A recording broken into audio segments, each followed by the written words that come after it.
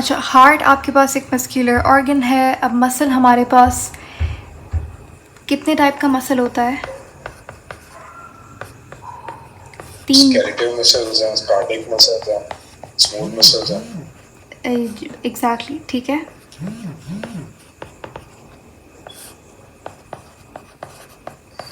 तो ये हमारे पास आ गए मसल्स के type. Heart is made up of cardiac muscles. Cardiac muscle. अच्छा, हार्ट आपके पास इस तरीके से दिखने वाला एक ऑर्गन है। ये कैसी shape, sort of a conical cone like structure आपको दिख रहा है, क्योंकि ऊपर से इसका वर्थ ज़्यादा होता है, नीचे आके वेंट्रिकल्स के साइड पे कम हो जाता है, इसलिए हम कहते हैं कि इसकी शेप कैसी है, कॉनिकल शेप है। उसके बाद हार्ट आपके पास प्रेजेंट होता है कौन से थोरेसिक, कौन सी कैविटी में? थोरेसिक कैविटी, जिसे आप चेस्ट कैविटी कहते हैं। लेकिन स्पेसिफिकली जिस जगह पे हार्ट प्रेजेंट होता है उसे हम, उस जगह को हम क्या कहेंगे?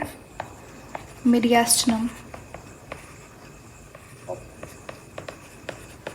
ठीक है, मीडियास्टिनम कैविटी, जो कि लंग्स के दरमियान में प्रेजेंट है। आपका हार्ट ज़्यादा लेफ्ट साइड पे टिल्ट होता है। बेसिकली आपका जो लेफ्ट लंग है उसकी साइज़ छोटी होती है as compare to right lung, क्योंकि हार्ट ऑक्यूपाइज द स्पेस।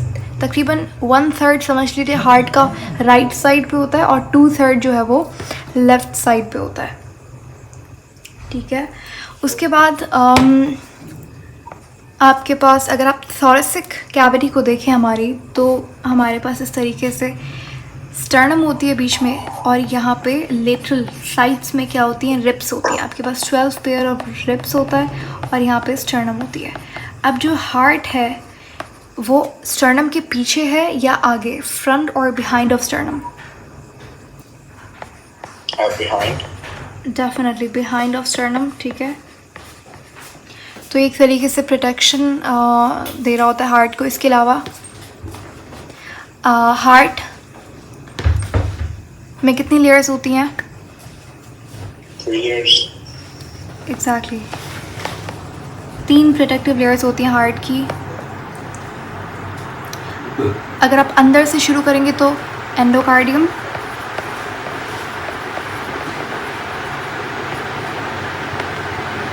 बीच वाली जो लेयर होती है वो मायोकार्डियम कहलाती है, और बाहर वाली तरफ पेरिकार्डियम। जो मायोकार्डियम है वो मसल से बनी हुई है, कार्डिक मसल से, और जो पेरिकार्डियम है उसको, ये सबसे एक्सटर्नल लेयर होती है। पेरिकार्डियम को हम डिवाइड कर रहे होते हैं 2 पार्ट्स में, एक फाइब्रस पेरिकार्डियम होती है और एक सीरस पेरिकार्डियम। सीरस करीब होती है हार्ट के, फाइब्रस बाहर वाली तरफ होती है। तो सबसे बाहर कौन सी होती है? फाइब्रस पेरिकार्डियम होती है। ये कनेक्टिव टिश्यू से बनी हुई होती है। जो चीज़ मैंने यहाँ पे लिखी है वो उस पर फोकस रखना इम्पोर्टेंट है, ठीक है। हाँ, if you are curious to know, आपको ज़्यादा इंफॉर्मेशन लेने की क्यूरोसिटी है, तो मैं बता दूं कि पेरिकार्डियम, फाइब्रस और सीरस में आप डिवाइड कर रहे होते हैं इसको। अदरवाइज़ वहाँ पे जाने की ज़रूरत नहीं है। उसके बाद हार्ट की अगर आप बात करें तो हमारे अंदर, ये हमने कल पढ़ा था कि आपके पास 2 चेम्बर्ड हार्ट होता है फिशेस में, 3 चेम्बर्ड हार्ट पाया जाता है एम्फीबियंस और रेप्टाइल्स में, और 4 चेम्बर्ड हार्ट आपको मिलता है मैमल्स और बर्ड्स में। ठीक है, तो कितने चेम्बर्स हुए हमारे पास? हम ह्यूमन हार्ट को डिस्कस करेंगे, थैंकफुली वही है हमारे सिलेबस में। तो चेम्बर्स कितने हुए? 4। ठीक है, हार्ट का स्ट्रक्चर 4 इन चेम्बर्स पे कंसिस्ट करता है।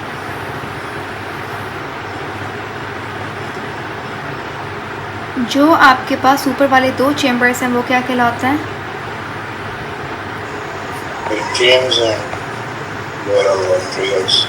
या एग्जैक्टली, तो अपर 2 चेम्बर्स आर कॉल्ड एट्रियम और नीचे वाले 2 चेम्बर्स कहलाते हैं वेंट्रिकल्स, ठीक है। अच्छा, अब हार्ट, आप क्योंकि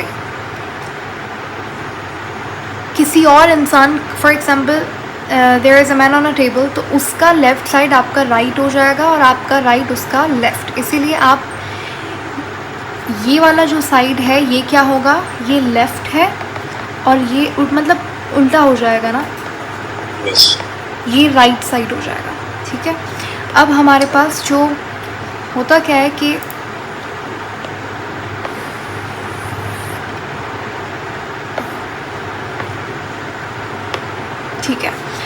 पूरी बॉडी का डीऑक्सीजनेटेड ब्लड वेन के थ्रू कहाँ आता है? हार्ट में। तो ये है डीऑक्सीजनेटेड ब्लड। हमारी बॉडी की सबसे लार्जेस्ट वेन कौन सी होती है? वेना केवास। वेना केवा, ठीक है। वेना कावा हमारी बॉडी की सबसे लार्जेस्ट वेन होती है। जो लोअर लिम्ब से ब्लड लाती है वो इंफीरियर वेना कावा है।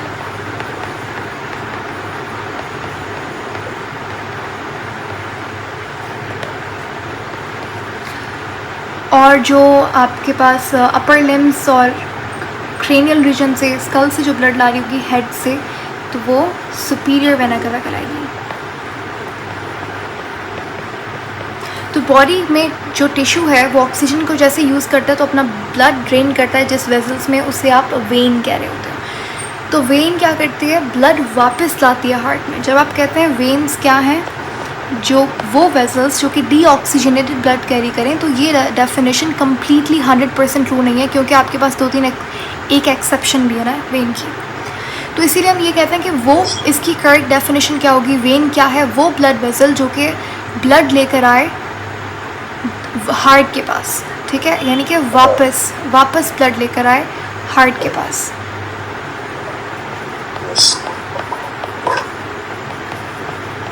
यानी कि टूवर्ड हार्ट जो ब्लड लेकर आएगी वो वेन है। और आर्टरी क्या करती है? ये ब्लड अवे फ्रॉम हार्ट लेकर जाती है। तो ये इसकी सही डेफिनेशन है। कैसे याद करेंगे? सिंपल सी बात है, A for artery and A for away, और V से वेन है तो V से वापस लेकर जो जाती है ब्लड वो वेन होती है। चले, तो आपके पास लार्जेस्ट वेन कौन सी है? Vena cava. जितनी भी ब्लड वेन्स हैं वो सब ब्लड ड्रेन करती हैं वेना कावा में, और वेना कावा फिर ब्लड लेकर आती है राइट एट्रियम में। राइट एट्रियम और राइट, ये क्या है? अच्छा, इसको हम यहाँ पे लेबल कर लेते हैं। ये राइट एट्रियम है, ये राइट वेंट्रिकल है, ये लेफ़्ट एट्रियम, लेफ़्ट वेंट्रिकल, ठीक है। वेना कावा ब्लड लेकर आई राइट एट्रियम में। राइट एट्रियम कॉन्ट्रैक्ट करता है, ठीक है, और हार्ट में जब चेम्बर्स कॉन्ट्रैक्ट करते हैं उसके लिए आप टर्म यूज़ करते हैं सिस्टोल की। तो सिस्टोल का मतलब है कॉन्ट्रैक्ट करना। आपके जो एट्रियम्स हैं वो साथ में कॉन्ट्रैक्ट करता है, तो एट्रियल सिस्टोल उसे कहा जाता है। और जो वेंट्रिकल्स हैं वो साथ में कॉन्ट्रैक्ट कर रहे होते हैं, ठीक है। तो एट्रियल सिस्टोल और वेंट्रिकुलर सिस्टोल, इसका मतलब क्या है? इसका मतलब है, सिस्टोल का मतलब क्या है? कॉन्ट्रैक्शन। तो एट्रियल कॉन्ट्रैक्शन और वेंट्रिकुलर कॉन्ट्रैक्शन, ये ऑल्टरनेटिव होगा। ऐसा नहीं कि चारों चेम्बर्स साथ में कॉन्ट्रैक्ट करेंगे, नहीं। ये दो चेम्बर्स हैं, जब ये कॉन्ट्रैक्ट करेंगे तो वेंट्रिकल्स क्या करेंगे? रिलैक्स करेंगे। और रिलैक्सेशन के लिए क्या टर्म यूज़ होगी? डायस्टोल, ठीक है। तो जब एट्रियल सिस्टोल होगा तो वेंट्रिकुलर डायस्टोल होगा, और जब वेंट्रिकुलर डायस्टोल होगा तो एट्रियल सिस्टोल होगा। तो ये ऑल्टरनेटिव चलेगा। अब जैसे ही आपके पास राइट एट्रियम फिल हो गया ब्लड से, राइट एट्रियम में ब्लड आ गया, तो ये राइट एट्रियम ब्लड को ड्रेन करता है, कहाँ लेकर जाता है? राइट वेंट्रिकल में। अब आपके पास राइट एट्रियम और राइट वेंट्रिकल के दरमियान में यहाँ पे वॉल्व होता है, ठीक है।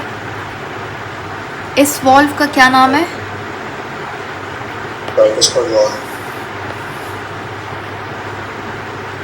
जी एग्जैक्टली, ठीक है। ये आपके पास आ गया यहाँ पे, इसे हम कहेंगे ट्राइकस्पिड वॉल्व।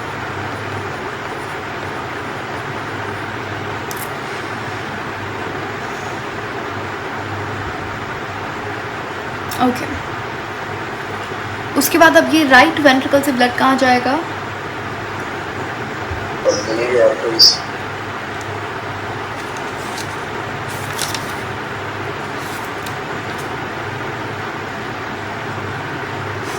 एक second, just a second.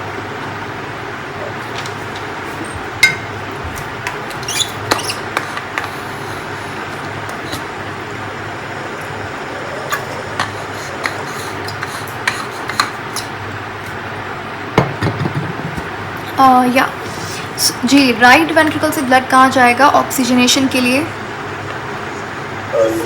via pulmonary arteries to lungs. Exactly अब यहाँ पे आर्टरी का यूज़ करेंगे हम वर्ड, क्योंकि ब्लड अवे फ्रॉम हार्ट जा रहा है। तो अब ये आर्टरी कहलाती है पल्मोनरी आर्टरी। मैंने बताया था कि pulmonary word is for lungs, ठीक है। तो पल्मोनरी आर्टरी ब्लड लेकर जा रही है लंग्स के पास। लंग्स क्या कर रहे हैं यहाँ पे, ऑक्सीजनेट कर रहे हैं ब्लड को, और ये ऑक्सीजनेटेड ब्लड दोबारा से वापस आता है किसके पास, लेफ्ट वेंट्रिकल में, हार्ट के लेफ्ट वेंट्रिकल में। अच्छा, एक और चीज़ आपके पास, राइट वेंट्रिकल और पल्मोनरी आर्टरी के दरमियान में जो वॉल्व होता है, इसे आप क्या कहेंगे, इसे हम कहेंगे सेमील्यूनर वॉल्व।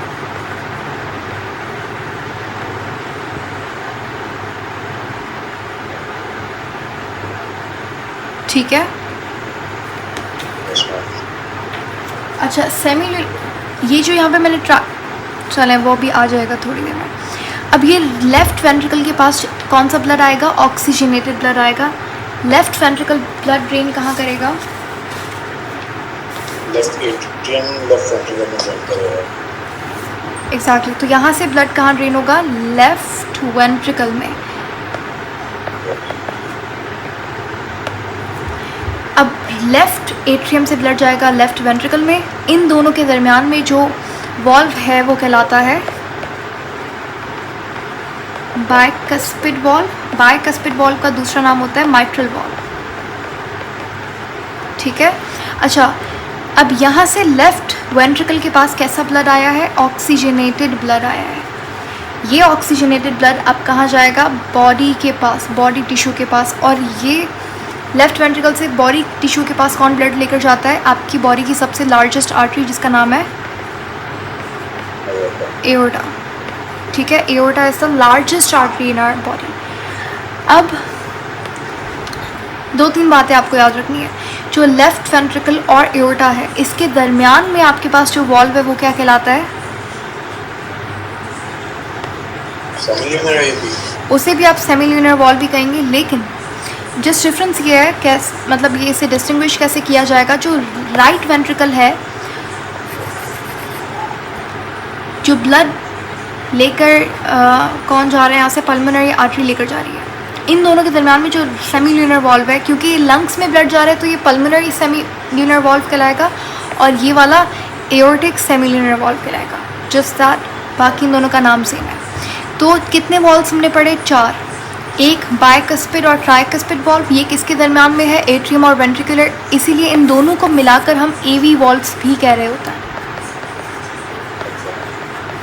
ठीक है। तो एवी वॉल्व्स, अब मैं यहाँ पे ट्राइकस्पिड बाइकस्पिड वॉल्व नहीं कहूँगी, मैं एवी वॉल्व्स कहूँगी, तो आपको समझ आ जाना चाहिए। अच्छा, ट्राइकस्पिड बाइकस्पिड की बात हो रही है। एवी का मतलब क्या है, एट्रियो वेंट्रिकुलर वॉल्व्स, जो कि एट्रियम वेंट्रिकल के दरमियान में हो। तो ये आपके पास इस तरीके से ब्लड आ रहा होता है और जा रहा होता है हार्ट से। अब यहाँ पे जो एक्सेप्शन की बात हो रही थी, ये वाली अगर आप आर्टरी यहाँ पे देखें, पल्मोनरी आर्टरी, ये बॉडी की वाहिद आर्टरी है जिसके अंदर डीऑक्सीजनेटेड ब्लड होता है, ठीक है। इसी तरीके से लंग्स से जो वेन ब्लड ला रही होगी किसके पास, लेफ्ट एट्रियम ऑफ हार्ट के पास, ये कहलाती है pulmonary vein. Pulmonary vein body की वाहिद वेन है जिसके पास ऑक्सीजनेटेड ब्लड होगा, ओके। जब आप एट्रियम और वेंट्रिकल्स की बात करते हैं तो इन दोनों में मेन डिफरेंस ये होता है कि वेंट्रिकल आपके पास थिक वॉल्ड होता है, वेंट्रिकल ज़्यादा थिक होता है एज़ कम्पेयर टू एट्रियम, क्योंकि वेंट्रिकल को ज़्यादा प्रेशर एक्सर्ट करना पड़ता है ब्लड पे। किस वजह से, क्योंकि देखो एट्रियम जो है वो ब्लड ड्रेन कर रहा है किसमें, इसमें वेंट्रिकल में, जो कि हार्ट के अंदर ही मौजूद है, बल्कि वो डाउनवर्ड है। तो आप कह सकते हैं कि अलॉन्ग द ग्रेविटी है, तो वो आसानी से उसको प्रेशर एक्सर्ट करने की इतनी ज़रूरत नहीं है। लेकिन वेंट्रिकल को क्या करना है, उसे हार्ट से बाहर ब्लड को पंप करना है। तो इस एक ये भी रीज़न है कि वेंट्रिकल्स जो हैं वो थिक वॉल्ड होता है। दूसरी बात ये कि अगर आप राइट वेंट्रिकल लेफ़्ट वेंट्रिकल को कंपेयर करेंगे तो इन दोनों में लेफ़्ट वेंट्रिकल सबसे थिक होता है, इसकी वॉल सबसे थिक होती है।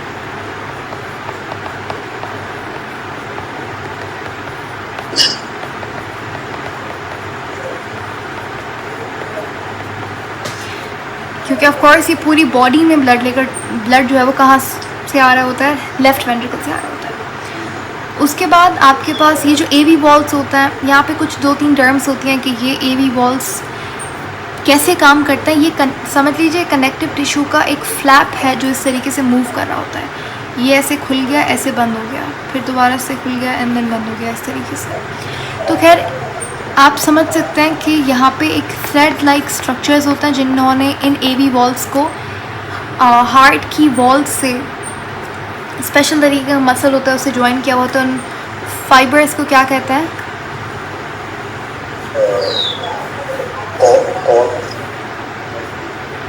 ठीक है, तो आपने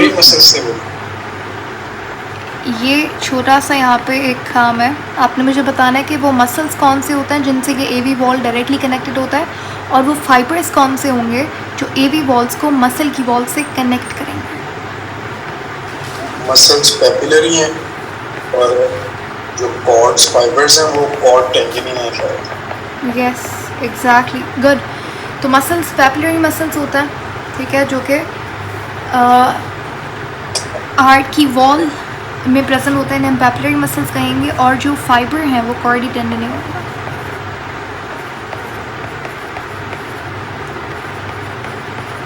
not sure about the spelling, so please check on that, otherwise या कॉर्डी टेंडनी हमारे पास फाइबर्स होता है जिन्होंने इन एवी वॉल्स को सपोर्ट किया हुआ होता है पेपिलरी मसल्स से। तो ये हार्ट का स्ट्रक्चर है। अगर आप फंक्शन की बात करेंगे तो आपके पास हार्ट का काम होता है ब्लड को ऑक्सीजनेट करवाना लंग्स से। हार्ट क्या करता है? पंप कर रहा होता है ब्लड को। हमारे पास अगर आप जितना भी टिश्यू देखेंगे, जो भी जो स्पेशली स्मूथ और कार्डियक, ये कैसा टिश्यू है? Voluntary, involuntary? इनवॉलंटरी टिश्यू है, ठीक है, इनवॉलंटरी मसल है, यानी कि आपके कंट्रोल में नहीं है। स्केलेटल मसल कैसा होता है? वॉलंटरी मसल होता है, वॉलंटरी टिश्यू है, आपके कंट्रोल में। अच्छा, जैसे टंग है, तो टंग वॉलंटरी है या involuntary? Tongue is voluntary in action. So tongue आपके पास स्केलेटल मसल से बनेंगे, क्योंकि वॉलंटरी हमारे पास सिर्फ स्केलेटल मसल होता है। तो जितना भी इनवॉलंटरी मसल है उसको कौन कंट्रोल कर रहा होता है? नर्वस सिस्टम, यानी कि आपका ब्रेन, सेंट्रल नर्वस सिस्टम। लेकिन हमारा जो हार्ट है वो ऐसा नहीं होता, वो कम्प्लीटली नर्वस सिस्टम पे नहीं डिपेंड कर रहा होता। हमारा हार्ट कैसा होता है? हमारा हार्ट के पास एबिलिटी होती है कि वो खुद से कॉन्ट्रैक्शन का सिग्नल प्रोड्यूस करे, ठीक है। तो इसीलिए हम कहते हैं हमारा हार्ट कैसा है? मायोजेनिक है। मायो इज़ फॉर मसल। इसीलिए एक इंसान की डेथ के बाद भी कुछ पर्टिकुलर टाइम के लिए हार्ट फंक्शनल होता है। इसीलिए हार्ट ट्रांसप्लांट आफ्टर डेथ भी हो सकता है, क्योंकि हमारा हार्ट ब्रेन एक्टिविटी पे नहीं डिपेंड कर रहा डायरेक्टली। अगर ब्रेन नहीं भी है तो हार्ट कॉन्ट्रैक्ट कर सकता है, ठीक है। ऐसा नहीं कि बिल्कुल वो it's just for limited time span, ठीक है। लेकिन हमारा हार्ट कैसे? मायोजेनिक है। क्या हर ऑर्गेनिज्म में मायोजेनिक हार्ट होता है? नहीं। हमारे अंदर मायोजेनिक हार्ट है, ह्यूमन में बहुत सारे ऑर्गन्स के अंदर न्यूरोजेनिक हार्ट भी होता है। न्यूरोजेनिक हार्ट क्या है? जो कि कम्प्लीटली मसल एक्टिविटी न्यूरॉन पे डिपेंड करे, ठीक है। न्यूरॉन अगर सिग्नल देगा कॉन्ट्रैक्शन का तभी हार्ट काम करेगा। जैसे ही ब्रेन डेड तो हार्ट ने काम करना बंद कर दिया। लेकिन हमारे अंदर ऐसा नहीं है। हमारा जो हार्ट है उसके पास खुद के पास ऐसे सेल्स होते हैं जो कि इलेक्ट्रिकल सिग्नल जनरेट करने की एबिलिटी रखते हैं। तो हमारे हार्ट में क्या होता है? इस तरीके से 4 मेन तरीके के सेल्स होते हैं जो इलेक्ट्रिकल एक्टिविटी प्रोड्यूस कर रहे होते हैं हार्ट में। इनकी पर्टिकुलर पोजीशन होती है, स्पेसिफिक जगह पे ये पाया जाता है। सबसे पहले आपको मिलेगा क्या? कौन सा सेल जो कि इलेक्ट्रिकल एक्टिविटी जनरेट कर रहा होता है हार्ट में? ऐसे नोट। हाँ जी,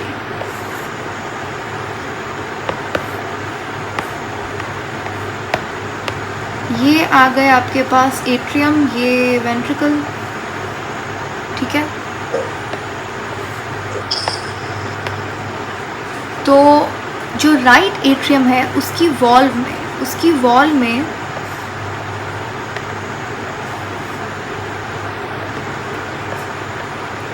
राइट एट्रियम की वॉल में प्रेजेंट होता है एक ग्रुप ऑफ सेल जिसे आप ऐसे नोड कहेंगे। ऐसे नोड का काम होता है सिग्नल को जनरेट करना। ठीक है, अब ये सिग्नल क्यों जनरेट हो रहा है? ताकि हार्ट जो है वो कॉन्ट्रैक्ट रिलैक्स कर सके, जिसकी वजह से ये क्या होगा, ब्लड पंप होगा हार्ट में और हार्ट से बाहर। ठीक है, ये जो सुपीरियर वेना कावा होती है उसके करीब होगा ऐसे नोड। ठीक है, ऐसे नोड क्योंकि इलेक्ट्रिकल एक्टिविटी जनरेट करने का काम कर रहा होता है, इसीलिए ऐसे node is also called as.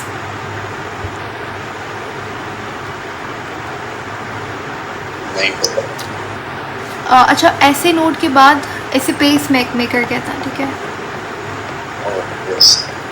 तो अगर आपने सुना हो, this is an extra point कि आई गेस AKU इस साल के पेपर में ही AKU 2025 बायो सेक्शन में एक सवाल आया था कि आर्टिफिशियल पेस मेकर जो होता है वो क्यों लगाते हैं, उसका काम क्या होता है। तो ऑप्शंस 4 ऑप्शन से उसमें से सही जवाब था कि आर्टिफिशियल पेस मेकर का काम होता है ऐसे नोड के जैसा ऐसे नोड काम कर रहा होता है। नेचुरली तो हमारे पास ऐसे नोड है, लेकिन किसी किसी के हार्ट के ऐसे नोड वीक हो जाता है या हार्ट सही से फंक्शन नहीं कर रहा है, इलेक्ट्रिकल रिदम ECG सही नहीं है, तो उस वजह से एक artificial pacemaker which is a very small device जो हार्ट में लगाई जाती है, उसका काम होता है ऐसे नोड की एक्टिविटी को मिमिक करना।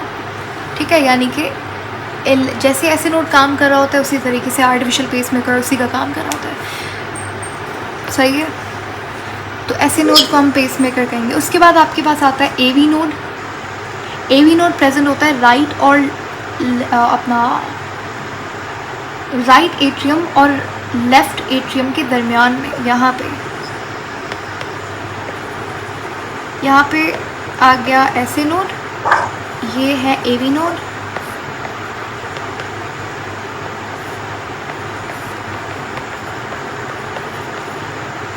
AV नोड कहाँ प्रेजेंट है? राइट एट्रियम और लेफ्ट एट्रियम के दरमियान में। इसे आप रिले पॉइंट भी कहते हैं। तो बेसिकली जो ऐसे नोड जैसे ही उसने सिग्नल जनरेट किया कॉन्ट्रैक्शन का, तो वो AV नोड में आके, आपको पता है कि मैंने भी कहा था कि एट्रियम और वेंट्रिकल दोनों ऑल्टरनेटिवली कॉन्ट्रैक्ट करता है। ठीक है, yes. लेकिन मसला यहाँ पे ये है, ऑल्टरनेटिव का मतलब क्या है? एट्रियम जैसे कॉन्ट्रैक्ट करेगा तो वेंट्रिकल रिलैक्स करेगा। लेकिन पेसमेकर कौन है? पेसमेकर ऐसे नोड है। ऐसे नोड तो एक ही है ना एट्रियम वेंट्रिकल के लिए। तो जब ऐसे नोड कॉन्ट्रैक्ट करेगा, वो कॉन्ट्रैक्शन का सिग्नल प्रोड्यूस कर रहा है, तो एट्रियम और वेंट्रिकल को तो साथ में कॉन्ट्रैक्ट होना चाहिए। तो अगर साथ में, थैंकफुली साथ में कॉन्ट्रैक्ट नहीं होते ये, क्योंकि देखो जैसे कॉन्ट्रैक्ट होगा ना एक चैम्बर, ये चैम्बर है, चैम्बर ने जैसे कॉन्ट्रैक्ट किया उसकी विड्थ क्या होगी? कम हो गई। तो कॉन्ट्रैक्शन से क्या होता है? ब्लड हमेशा बाहर जाएगा, और जब भी एक चैम्बर रिलैक्स करेगा तो उसमें हमेशा ब्लड आएगा। ठीक है, तो अगर ये 4 चैम्बर साथ में कॉन्ट्रैक्ट होंगे तो सारा का सारा ब्लड हार्ट से बाहर चला जाएगा। तो बिल्कुल ये तो ख़राब हो जाएगी बात। तो होता क्या है कि ऐसे नोड कॉन्ट्रैक्शन का सिग्नल जनरेट कर रहा होता है, लेकिन थैंक्स टू AV नोड क्या करता है, इसीलिए हम लोग इसे रिले पॉइंट कह रहे होते हैं। ये उस कॉन्ट्रैक्शन के सिग्नल को, जो कि ऐसे नोड से आ रहा है, उस सिग्नल को ये डिले करता है बाय तकरीबन 0.12 सेकेंड से।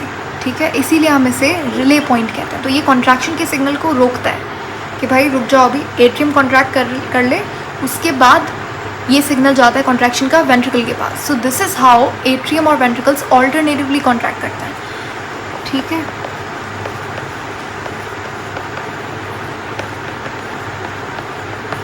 बस अगर आपको ये दोनों समझ आ गए तो उसके बाद आसान है। उसके बाद आपके पास इस तरीके से आगे सिग्नल कौन लेकर जाता है? ऐसे नोड सिग्नल देगा AV नोड को, AV नोड उसे थोड़ी देर के लिए डिले करेगा, फिर ये AV नोड सिग्नल देगा किसे? ये आपके पास राइट वेंट्रिकल और लेफ्ट वेंट्रिकल के दरमियान में यहाँ पे कुछ सेल्स होते हैं, इन्हें हम कहते हैं bundle of his. Bundle of his signal देगा कहाँ पे, ये आपके वेंट्रिकल के वॉल में कुछ फाइबर्स होते हैं, पुरकंजे फाइबर्स कहेंगे,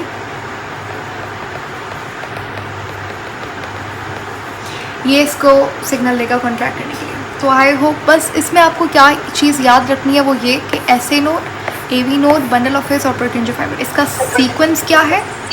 पोजीशन पे इतना ध्यान अगर आप करना चाहें तो well and good, but otherwise it's okay. बाकी पेसमेकर कौन होता है, एसए नोड होता है। एवी नोड का काम क्या है, 0.1 सेकेंड से सिग्नल को डिले करना, दैट्स इट, ठीक है। अब आपके पास जो जिस तरीके से जो सीरीज से हार्ट कॉन्ट्रैक्ट कर रहा होता है उसे हम क्या कहेंगे, उसे हम कहेंगे कार्डियक साइकिल, ठीक है। कार्डियक साइकिल क्या होती है, इट्स बेसिकली सिंपल लफ्ज़ों में कार्डियक साइकिल को आप हार्ट बीट भी कह सकते हैं, ठीक है। हार्ट बीट बोलें या कार्डियक साइकिल बोलें एक ही बात है। होता क्या है कि एक कॉन्ट्रैक्शन और एक रिलैक्सेशन, चारों चेम्बर्स की, इन सब को मिला के आप कार्डियक साइकिल कह रहे होते हैं। जैसे देखें, एट्रियम ने कॉन्ट्रैक्ट किया, जब एट्रियम कॉन्ट्रैक्ट कर रहे थे तो वेंट्रिकल्स क्या कर रहे थे, रिलैक्स। तो जब एट्रियल सिस्टोल था तो वेंट्रिकुलर डायस्टोल था, फिर वेंट्रिकल्स कॉन्ट्रैक्ट करते हैं, वेंट्रिकुलर सिस्टोल होता है, और एट्रियम्स उस वक्त क्या करता है, रिलैक्स कर रहे होते हैं।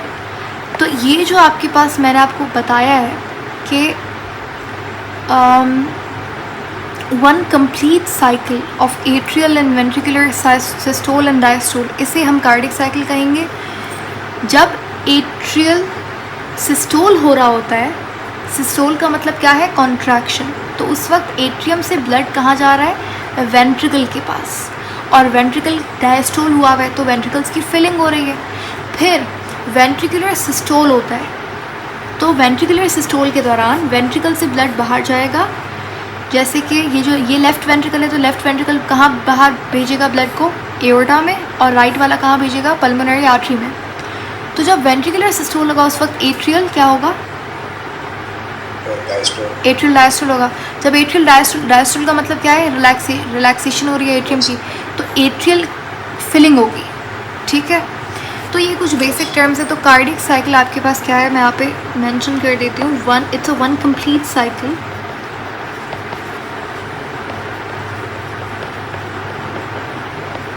ऑफ एट्रियल एंड वेंट्रिकुलर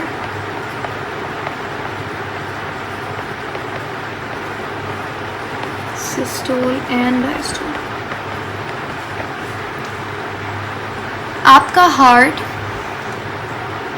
अच्छा, हार्ट बीट को हम जैसे वो जो साउंड होता है उसे लब डब कह रहे होते हैं उर्दू में, सॉरी इंग्लिश में, ठीक है। आपका हार्ट 1 मिनट में कितनी बार पंप करता है, कितनी हार्ट बीट होती है पर मिनट,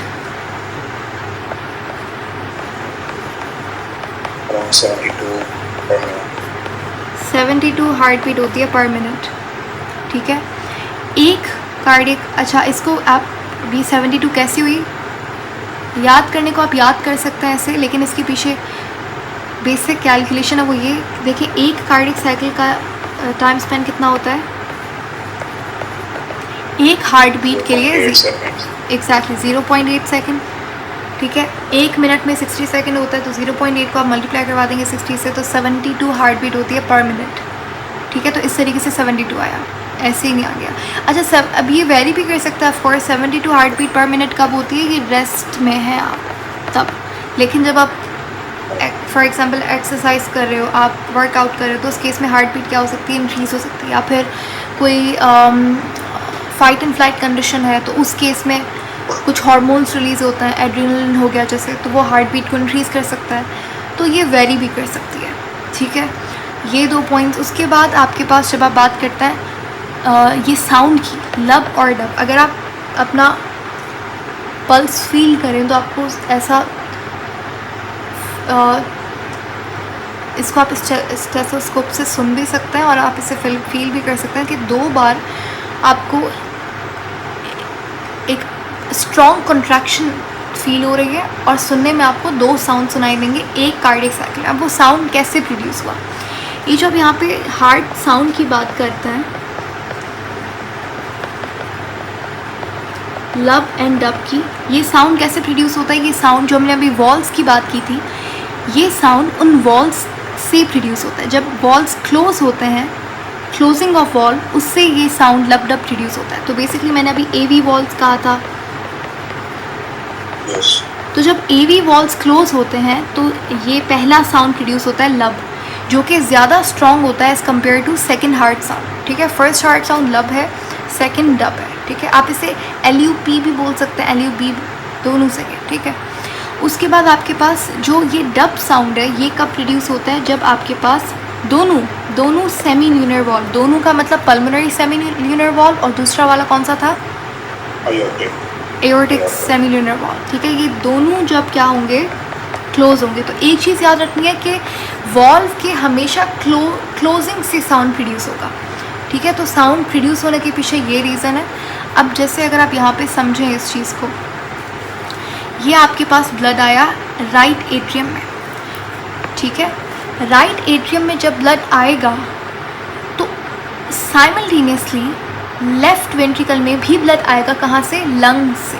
पल्मोनरी वेन जो है वो लेफ्ट वेंट्रिकल एट्रियम में ब्लड ला रही है। ठीक है, क्या हो रहा है, दोनों एट्रियम की फिलिंग हो रही है। ठीक है, तो ये एट्रियल सिस्टोल है या डायस्टोल, डायस्टोल है, ये एट्रियल डायस्टोल है। इसी दौरान आपके पास वेंट्रिकल्स क्या कर रहे होंगे, कॉन्ट्रैक्ट कर रहे होंगे, सॉरी रिलैक्स कर रहे होंगे। तो हम कह सकते हैं ये वेंट्रिकुलर डायस्टोल है।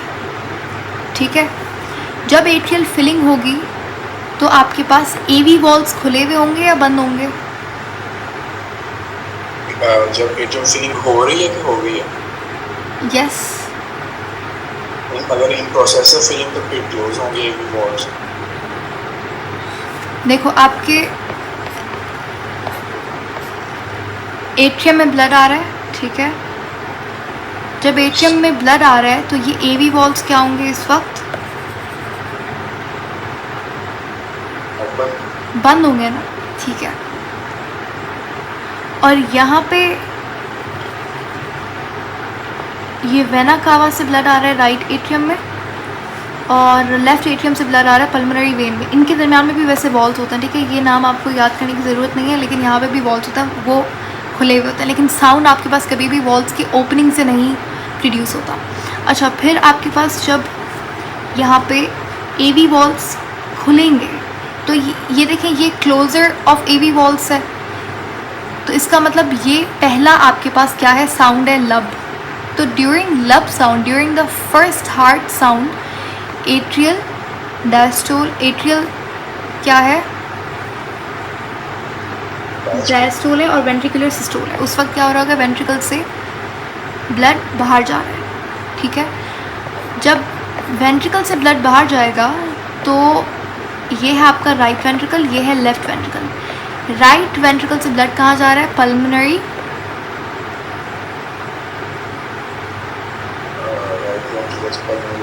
पल्मोनरी आर्टरी में जा रहा है। तो यहाँ पे जो सेमी ल्यूनर वॉल्व है, पल्मोनरी सेमी ल्यूनर वॉल्व, वो क्या होगा, ओपन होगा। ठीक है,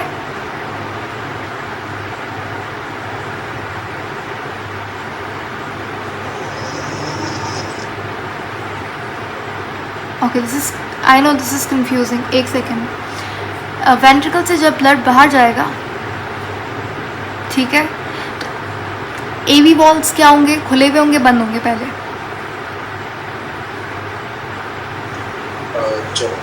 बाहर जा रहा है। वेंट्रिकल से जब ब्लड बाहर जाएगा यानी कि वेंट्रिकुलर सिस्टोल हो रहा है, वेंट्रिकल की कॉन्ट्रैक्शन हो रही है। ठीक है, तो एवी वॉल्स क्या होंगे, एवी वॉल्स क्लोज होंगे और ये आपके पास जो यहाँ पे सेमी ल्यूनर वॉल्स होंगे ये ओपन होंगे। ठीक है, अब यहाँ पे वेंट्रिकल से ब्लड बाहर गया और दोबारा से यही साइकिल रिपीट होगी कि यहाँ से ब्लड आएगा एट्रियम में, एट्रियम से ब्लड जब एट्रियल सिस्टोल होगा, जब एट्रियम कॉन्ट्रैक्ट करेगा तो उस केस में एवी वॉल्स क्या होंगे, खुलेंगे सेमी ल्यूनर वॉल्स क्या होंगे, क्लोज होंगे। तो जो सेकंड हार्ट साउंड होता है वो सेमी ल्यूनर वॉल्स के क्लोज होने से होता है। तो ड्यूरिंग एट्रियल सिस्टोल ब्लड कहाँ ड्रेन होता है,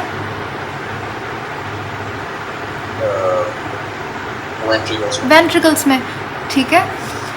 सो एट्रियल सिस्टोल में ब्लड जाएगा वेंट्रिकल में, एवी वॉल्व खुलेगा, सेमी ल्यूनर वॉल्स बंद हुए होंगे। ये सेकंड हार्ट साउंड है। अच्छा, अब इसको थोड़ा सा क्लियर आउट करने के लिए I have a question for you, ताकि मुझे समझ आए ये कॉन्सेप्ट थोड़ा सा क्लियर हुआ है नहीं। समझ लें आपके पास जो फर्स्ट हार्ट साउंड है, जैसे हमने लब कहा, जो कि एवी वॉल्स के क्लोजर से हो रहा है। So during first heart sound AV valves close हो रहा है, मैं रिपीट कर रही हूँ, और सेकंड हार्ट साउंड में सेमी ल्यूनर वॉल्स बंद हो रहा है। सवाल ये है, okay let me just write it down, कि ड्यूरिंग सेकंड हार्ट साउंड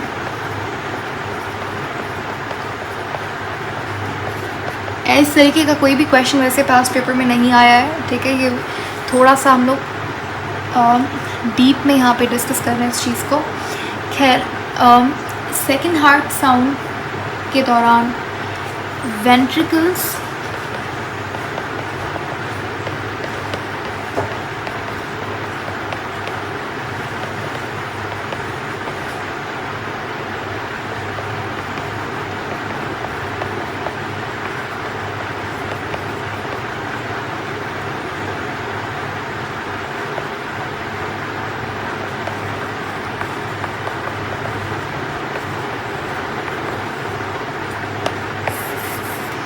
अच्छा चलें ऐसे इसमें से बताओ। यहाँ पे ऑफ कोर्स सिस्टोल और कॉन्ट्रैक्शन का एक ही मतलब होता है, ठीक है। तो आप ए और बी में से बता सकते हैं। सेकंड हार्ट साउंड डॉगमा यानी कि सेमिनल वॉल्स क्लोज मतलब फिर वेंट्रिकल्स रिलैक्स करेंगे इस टाइम पे। वेंट्रिकल्स क्या करेंगे, ए ऑप्शन है या बी? बी। गुड, ठीक है, मतलब इट्स क्लियर। सवाल क्या था, सवाल ये था कि ड्यूरिंग सेकंड हार्ट साउंड जो कि है लब, उस दौरान सेमी ल्यूनर वॉल्स क्या होंगे, क्लोज होंगे। जब सेमी ल्यूनर वॉल्स क्लोज होंगे, इसका मतलब क्या है कि ब्लड कहाँ से कहाँ आ रहा है, एट्रियम से वेंट्रिकल में आ रहा है, यानी कि वेंट्रिकल्स की फिलिंग हो रही है। इसका मतलब क्या है, वेंट्रिकल्स बेचारे चुपचाप रिलैक्स हुए होंगे वेंट्रिकुलर डायस्ट्रोल का। Hopefully it's clear. ये था आपके पास कार्डियक साइकिल का, जो कि हमने काफ़ी अच्छे से डीप में पढ़ा। This is more than enough for IMAT, ठीक हो गया। एक आपके पास टर्म होती है, अच्छा जब आप ब्लड प्रेशर की बात करते हैं, ब्लड प्रेशर क्या होता है, ब्लड प्रेशर आपके पास हाँ, ब्लड प्रेशर किसे कहते हैं,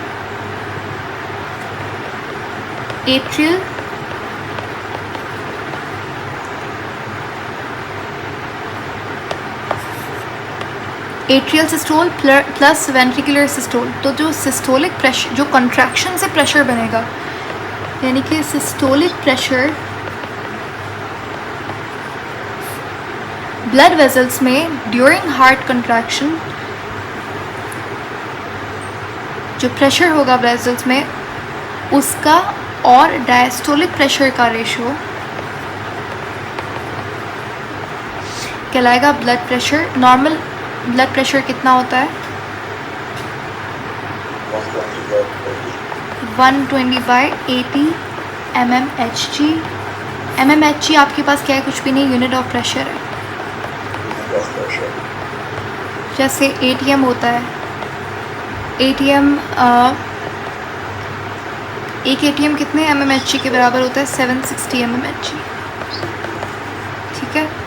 अच्छा, अगर आपसे पूछे SI यूनिट क्या होता है pressure, mmHg is not SI unit of pressure. Pressure का SI यूनिट क्या होता है, पास्कल्स। प्रेशर का SI यूनिट होता है पास्कल, या फिर आप न्यूटन पर मीटर स्क्वायर भी लिख सकते हैं, ठीक है। अच्छा, तो ये ब्लड प्रेशर। एक और टर्म यूज़ होती है जिसे पल्स प्रेशर कहा जाता है। ये एक्स्ट्रा पॉइंट्स है सारे, ठीक है। पल्स प्रेशर क्या होता है, पल्स प्रेशर आपके पास ये जो सिस्टोलिक प्रेशर और डायस्टोलिक प्रेशर है, इसका डिफरेंस होता है। Systolic pressure minus diastolic pressure, यानी कि 120 माइनस 80 कितना बनेगा, 40 mmHg आपके पास पल्स प्रेशर है। तो नॉर्मल ब्लड प्रेशर कितना होता है 40 mmHg होता है। ओके, उसके बाद आपके पास एक टॉपिक आता है ECG का। ECG आपके जो ये हार्ट की इलेक्ट्रिकल एक्टिविटी है, जो कार्डियक साइकिल के दौरान जो ये कॉन्ट्रैक्शन रिलैक्सेशन हो रही है हार्ट की, इसको हम ग्राफ फॉर्म में देखते हैं। जो मशीन यूज़ होती है इसके लिए उसे हम इलेक्ट्रोकार्डियोग्राफ बोलते हैं, और जो ग्राफ होता है उसे इलेक्ट्रोकार्डियोग्राम बोलते हैं। उल्टा है यहाँ पे, ठीक है, लेकिन जो ग्राफ है असल में वो ग्राम कहलाता है।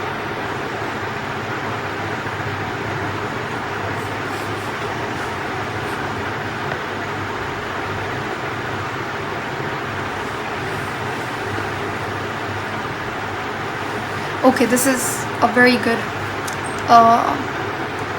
cardiac graph, but इसे हम लोग ग्राफ नहीं कहेंगे। This is called as electrocardiogram.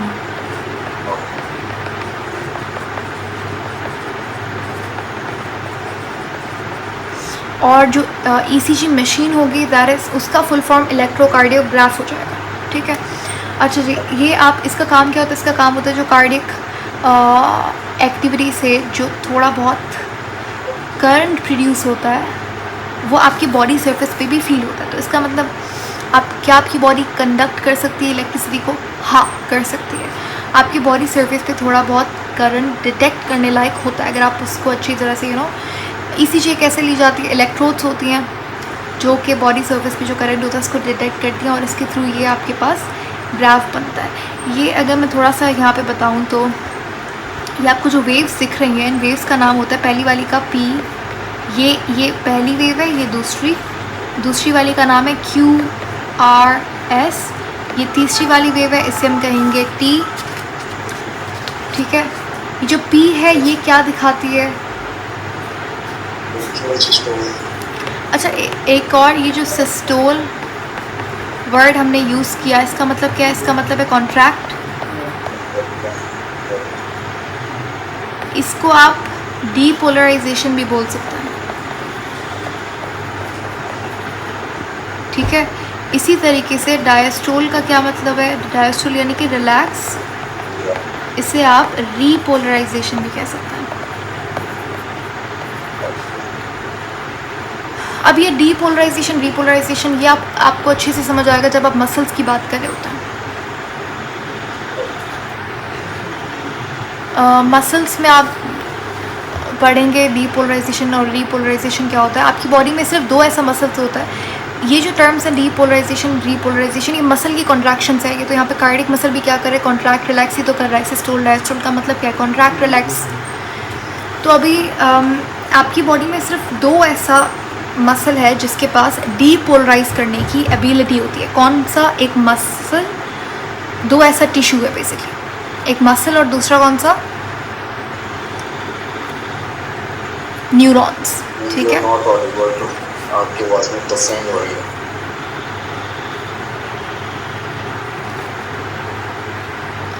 Okay, अब ठीक है। Yes. So what is the second muscle? वो नॉट मसल, टिश्यू। दो मसल्स के पास एबिलिटी होती है डीपोलराइज करने की, एक मसल और दूसरा न्यूरॉन। अगर ये पॉइंट नहीं क्लियर हुआ, it's okay, we can move on, इसको हम अलग से समझ सकते हैं।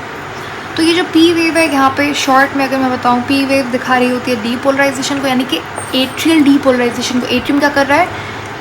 कॉन्ट्रैक्ट कर रहा है। तो during P wave atrial contraction हो रही है और वेंट्रिकल क्या करेगा? रिलैक्स करेगा। ड्यूरिंग द सेकेंड वेव जो कि है QRS, ये QRS कॉम्प्लेक्स कहलाती है।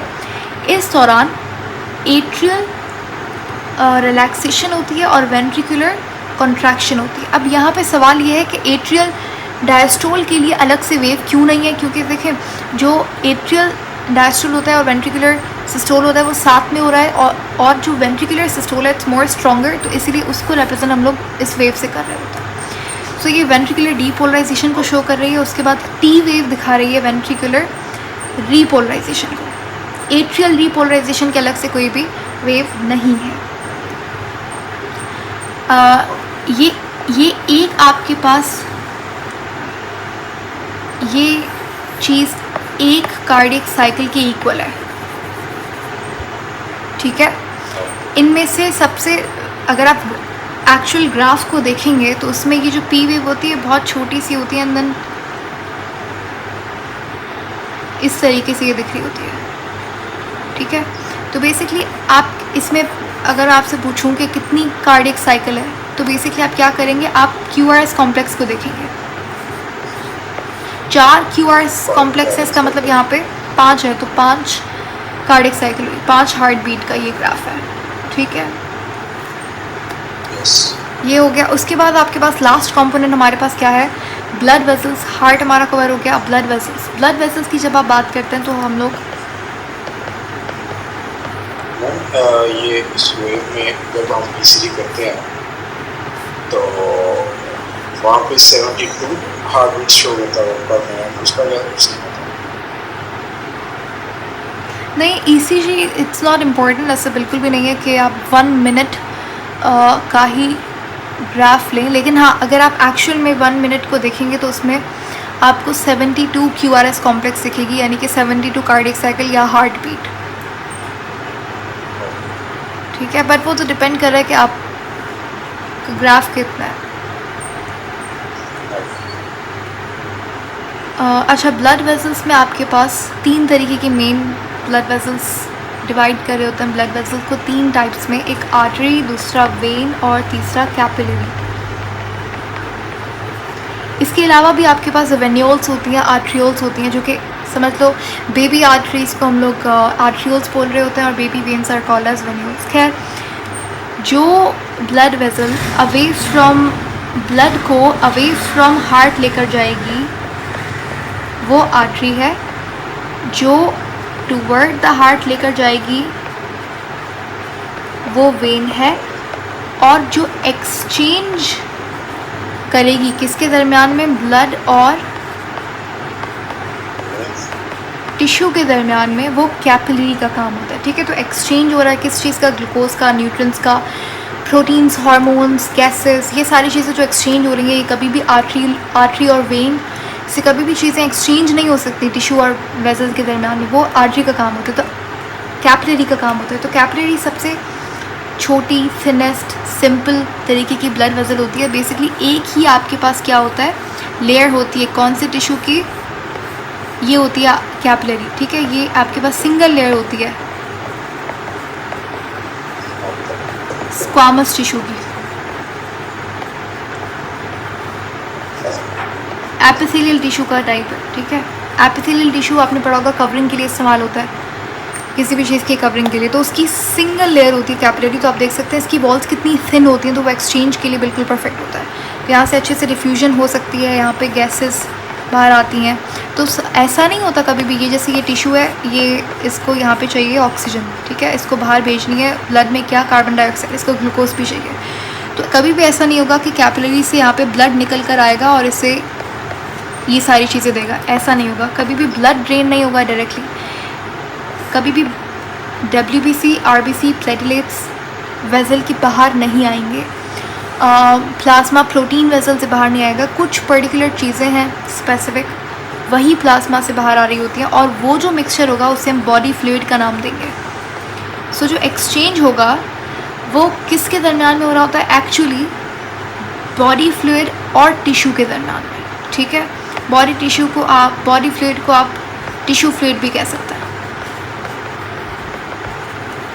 और ये टिश्यू फ्लूइड दोबारा से, जैसे ही इसने एक्सचेंज किया, दोबारा से ब्लड वेसल्स में जाता है, और जो नहीं जा पाता, जो टिश्यू के दरमियान में रह जाता है, ये किसका पार्ट बनता है, लिम्फेटिक सिस्टम का पार्ट बनता है। ये लिम्फ बन जाता है, और लिम्फ दोबारा से कहाँ जाती है, लिम्फेटिक सिस्टम का पार्ट बनती है, तो वो लिम्फ नोड्स में जाती हैं, वहाँ एनालाइज होता है कि अच्छा भाई कोई ब्लड में कोई इन्फेक्शन वगैरह तो नहीं है, ये वो करके दोबारा से ब्लड का, ये बॉडी फ्लूइड भी लिम्फेटिक सिस्टम का पार्ट बनता है। फिर दोबारा से सबक्लेवियन वेन, एक वेन होती है, उसमें ड्रेन हो जाता है, तो दोबारा से ब्लड का पार्ट बन जाता है, ठीक है। उसके बाद अगर आप बात करें आर्टरी और वेन में डिफरेंस क्या होता है, चलो ये तो समझ आ गया कि ये अवे फ्रॉम हार्ट लेकर जा रही है, ये ब्लड को टूवर्ड हार्ट लेकर जा रही है, दूसरी बात कि आर्टरी में एक एक्सेप्शन है, वो मैंने आपको बता दी, पल्मोनरी आर्टरी और पल्मोनरी वेन की, लेकिन बाकी सारे आर्टरीज में कैसा ब्लड होगा? ऑक्सीजनेटेड ब्लड होगा। और वेन कैसा ब्लड कैरी करेगी? डीऑक्सीजनेटेड।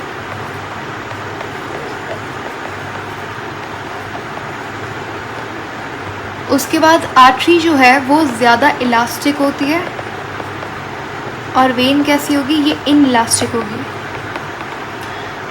जब भी ब्लड प्रेशर चेक किया जाता है वो आर्टरी में किया जाता है, ठीक है। ज़्यादातर एंजियोप्लास्टी, जो अगर ब्लड वेसल कोई ब्लॉक हो जाती है फैट वगैरह की वजह से, तो अंदर क्या होता है, कैथेटर डाला जाता है, उसमें एक बैलून लाइक स्ट्रक्चर होता है जो कि इन्फ्लेट होता है, तो वो जो ब्लॉकेज होता है उसको क्लियर करने के लिए इस प्रोसेस को एंजियोप्लास्टी कहते हैं, वो भी आर्टरी में की जाती है। तो arteries are more elastic. Arteries जो है वो ज़्यादा थिक भी होती हैं, इनकी वॉल ज़्यादा थिक होती है, they are thick walled. Veins कैसी होती हैं? दे आर थिन वॉल्ड, क्योंकि आर्टरीज में प्रेशर क्या होता है, ब्लड प्रेशर कहाँ पे ज़्यादा होगा? आर्टरीज में ब्लड प्रेशर ज़्यादा होता है, वेन्स में कम होता है।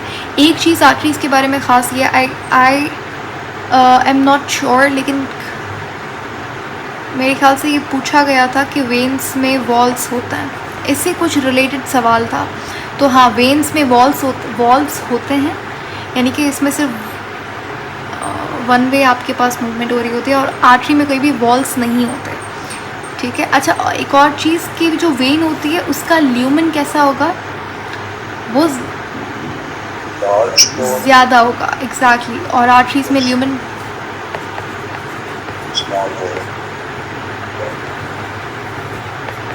ठीक है। आप बॉडी सरफेस पे आपको वेन्स मिलती हैं, और आर्टरीज ज़्यादातर क्या होती हैं, दे आर डीप रूटेड, ठीक है। तो बॉडी सरफेस आपको वेन्स मिलेंगी। आर्टरीज और भी इंटरनली पाई जाती हैं, ठीक है। एंड व्हाट एल्स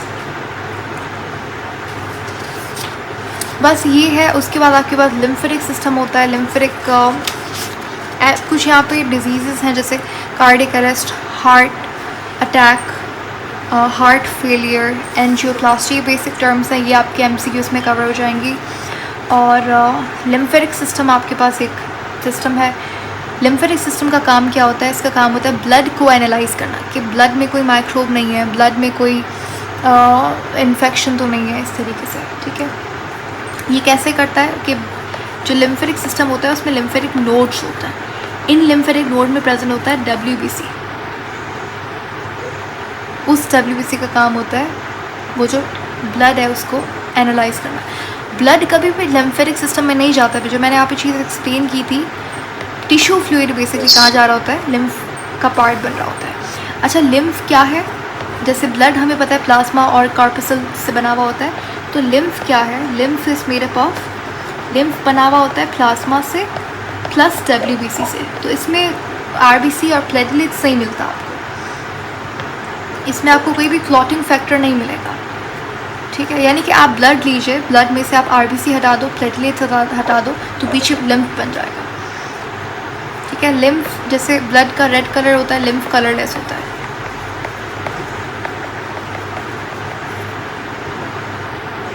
ठीक है।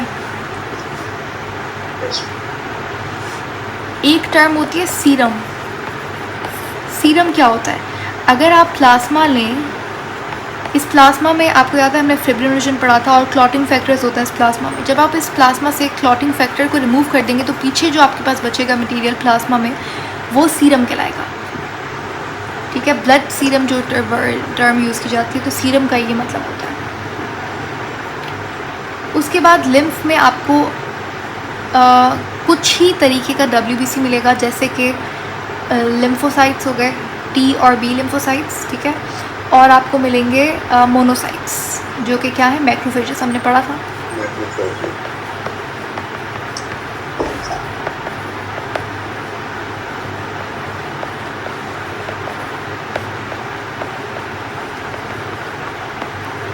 मैक्रोफेजेस क्या होते हैं? जो कि दूसरे आपके पास माइक्रोब्स होंगे उनको हाँ जी ऐसा ही है। तो मैक्रोफेजेस आपके पास न्यूट्रोफिल्स और मोनोसाइट्स, ये मैक्रोफेजेस हैं, ठीक है। प्लाज्मा में लिम्फ में कौन से होंगे, यहाँ पे मोनोसाइट्स पाए जाएंगे। इसके अलावा लिम्फ में कोई भी पिगमेंट नहीं होता, इसीलिए कलर ऐसा होता है। कोई भी यहाँ पे ना तो हीमोग्लोबिन मायोग्लोबिन कुछ भी नहीं होगा, ठीक है। लिम्फ क्या कर रहा है, लिम्फ आपके पास सर्कुलेटरी सिस्टम को और टिश्यू को कनेक्ट करने का काम कर रहा होता है, टिश्यू फ्लूइड को। तो इसे हम लोग मिडिल मैन का भी नाम दे रहे होता है। इसके अलावा आपके पास जब आप डाइजेशन, ये चैप्टर हम लोग कर चुके हैं ऑलरेडी। डाइजेशन में अगर आपको याद पढ़ा है आपने, तो स्मॉल इंटेस्टाइन में जो फैट था, फैट कभी भी डायरेक्टली ब्लड का पार्ट नहीं बनता। फैट क्या होता है, लैक्टेज के जरिए, हाँ एग्जैक्टली, फैट के अराउंड यहाँ पे प्रोटीन की लेयर बनती है, क्योंकि फैट क्या है, हाइड्रोफोबिक है। तो इसके अराउंड प्रोटीन की लेयर बनती है। इस स्ट्रक्चर को हम काइम कहते हैं। और आई एम सॉरी, काइम नहीं,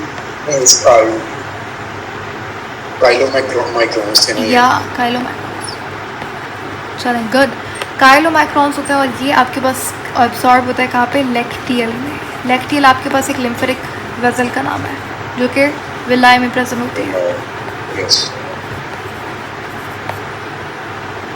ठीक है। और ऐसा नहीं है कि आपके पास एब्जॉर्प्शन यहाँ पे हुई तो ये ब्लड, फैट आपके पास इवेंचुअली ब्लड का ही पार्ट बनता है। यहाँ से ये लैक्टियल का जो मटेरियल है ये जाता है थोरेसिक डक्ट के पास, जो कि एक लिम्फेटिक डक्ट होती है। फिर थोरेसिक डक्ट कहाँ पे ड्रेन करता है ये लिम्फ को, सबक्लेवियन वेन में। यस। तो इवेंचुअली ब्लड का पार्ट बन जाता है दोबारा से। So yeah I guess we are done with this chapter. अब हमारे पास जो